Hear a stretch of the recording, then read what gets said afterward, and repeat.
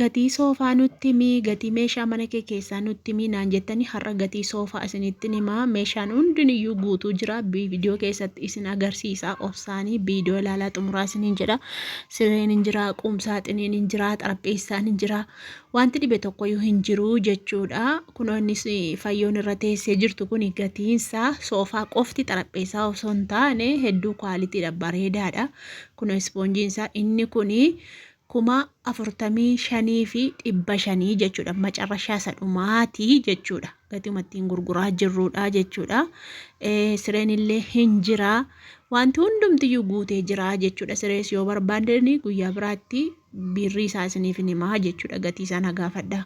Kana barbaanne gatii isaa kana jedhaati. Nagaafadhaa isiniin jechuun barbaada. Tokko tokkoon isiniif ibsaa jechuudha. Kunoo soofaa inni kun immoo innis argitanii xarapheessaa walakkaa jiru qofa osoo ittiin dabalin jechuudha. Soofaa qofti birrii 47,500 jechuudha. Kan gabaa amma ittiin gurguramaa jiru jechuudha. Hin beektu meeshaan kan ilaalamu jabina ispoonjiiti jechuudha. Malkiin illee ilaalama. Hundayyuun ilaalamaa jechuudha. Hin beektu ijoolleen meeshaa bittanii jechuudha. Kun immoo gatiinsaa jechuudha yoo barbaaddanii 58,000 jechuudha. Kun inni irra taa'aa jiru kuni gatiinsaa macarrashaanii 58,000 jechuudha.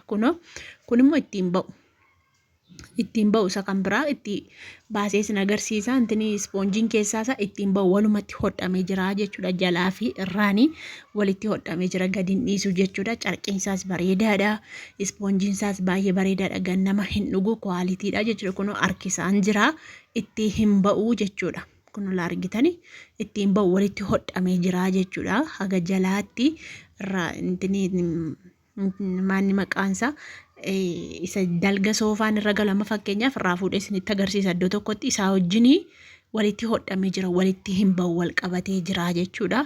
Gara dhumaatti isin argisiisa hunda isaayyuu ilaala. Kunoo akkuma argitanii tiraasiin isaallee hedduu jabaadha, hedduu bareedaadha jechuudha. Teebiliin xarapheessaa isheen gidduutti argitan kuni asumarraa ishee kana isinitti himaa 13,000 jechuudha. Isheen kun 13,000 jechuudha xarapheessatti gidduuni.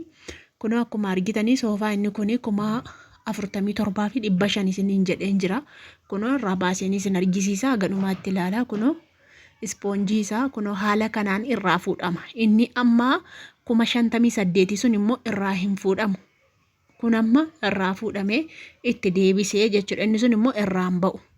Yoo miicuu barbaadan maashiniin isaan jira. Akkasumatti achitti miicitu malee irraan baastanii jechuudha. Kan ammoo ispoonjii isaa irraa baastanii, carqii isaa irraa baastanii miicattanii itti deebisuu hin dandeessu. Inni sun achumatti miicama, ittiin ba'u walitti hodhamee jira jechuudha. Kunoo kana fakkaata. Haala bareedaadhaanitu hojjisiifamee jira. Diizaayiniin isaa hedduu namatti tola, hedduu bareedaadha jechuudha. Kun akkuma argaa jirtanii isinitti hin himu qulqullina qabaachuu isaati. Akkasumas immoo ispoonjii jabaadhaaf jabaa miti adda baasuu qabdu jechuudha. Meeshaa jabaan taanee fi jabaa hin ta'intu jira jechuudha. Zimbiloo kan wal fakkaatu hin jira. Moodelli isaallee kan gargar ta'ullee hin jira jechuudha. Kanaafuu haala kanaan kana fakkaata. Ijoollee na gaggaafachaa jirtanii asumarraan isiniif galeera jedheeti yaada. Meeshaan meeshaa bareedaadha.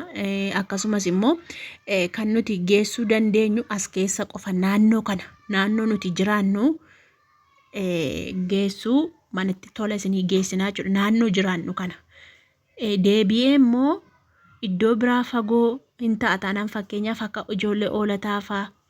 Ijoollee karaa salaaleefaa kanatu na gaafachaa jiru. Isaan kun xiqqoo asirraa fagoodha waan ta'eef tiraanspoortii mataa keessaniitiin geeffattu jechuudha.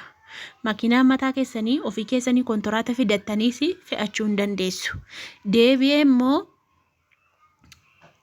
makiinaas isinii laannees birrii isaa kaffaltanii fudhachuu dandeessu jechuudha.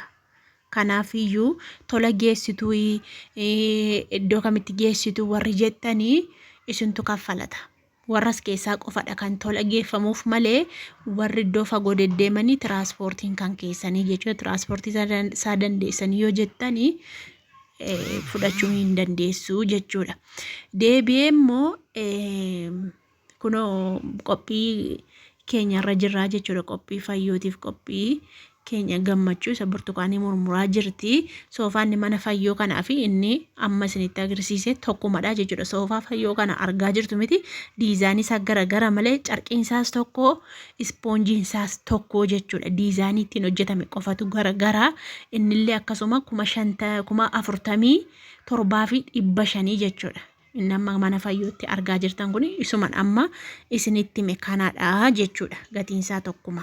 Gatii xarapheessaa isinitti hima. Gatii xarapheessaa isa gidduu kana fakkeenyaaf sama fayyoon irratti murmuraa jirtu kana gatii isaa isinitti hima. Viidiyoo isaa guutummaatti isinii fida kan saammoo jechuudha. Qoba qobaatti akka wal keessa isin jalaa hin bannee fi amma kan inni isinitti hime birrii kan soofaa qofa.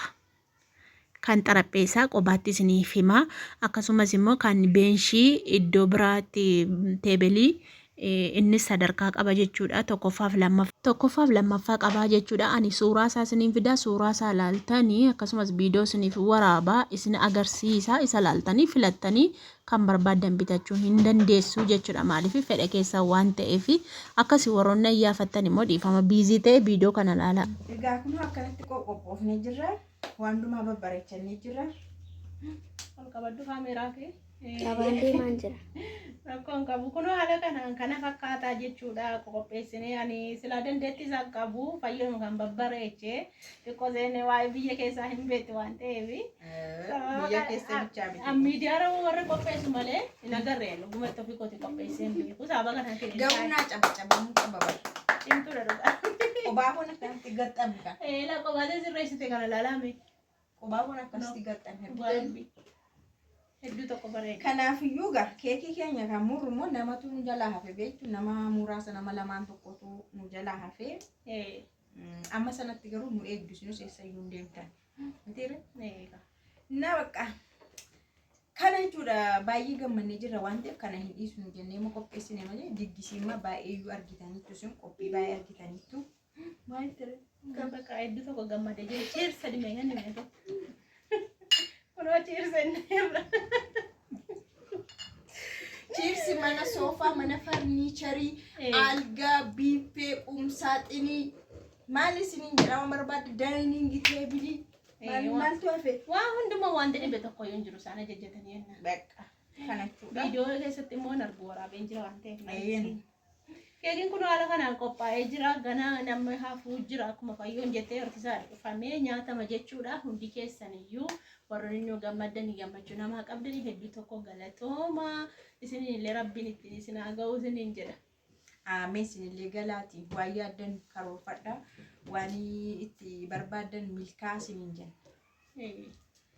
Bakka hangaa.